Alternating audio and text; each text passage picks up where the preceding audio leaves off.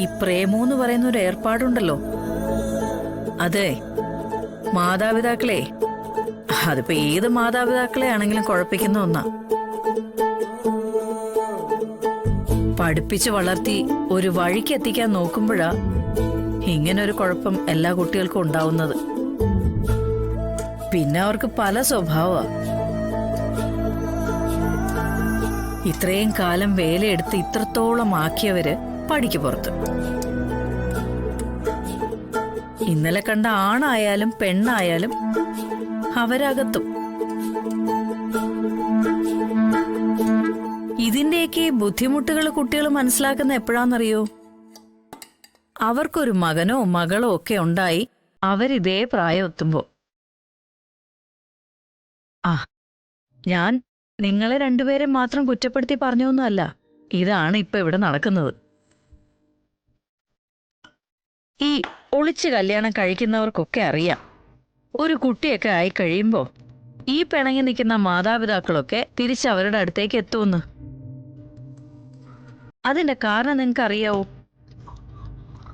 എത്ര വഴക്കും ബഹളവും ശത്രുതയാണെങ്കിലും പൂർണ്ണമായി അകന്നു പോകുന്നത് മക്കള് മാത്രമായിരിക്കും.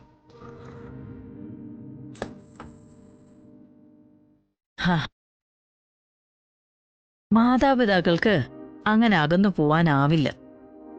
അവരെ നമ്മൾ എത്ര അകറ്റി ഓടിക്കാൻ നോക്കിയാലും അവര് പോവില്ല.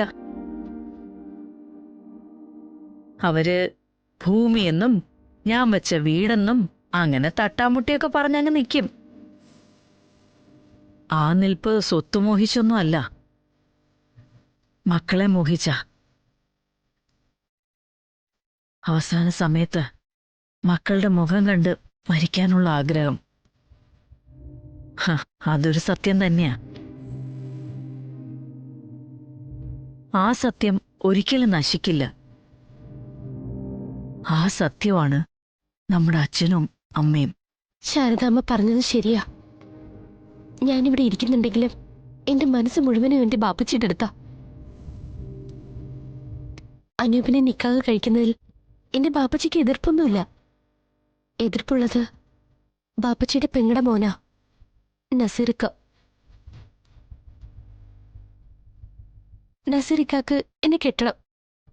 അതിന് നസീറിക്കയുടെ ബാപ്പയും കൂട്ടിവെക്കുന്നു. മയ്യാതെ കിടക്കണ എന്റെ ബാപ്പച്ചിക്ക് എന്ത് ചെയ്യാൻ പറ്റും? ഈ നസീറും നസീറിന്റെ ഗുണ്ടോളുവാ ഞങ്ങളിട്ട് നെട്ടോട്ട് ഓടിച്ചോണ്ടിരിക്കുന്നത്. നസീറിനെ പറഞ്ഞു മനസ്സിലാക്കാൻ പറ്റില്ല, അതിനുള്ള ബുദ്ധിയില്ല. പിന്നെന്ത് ചെയ്യാൻ പറ്റും?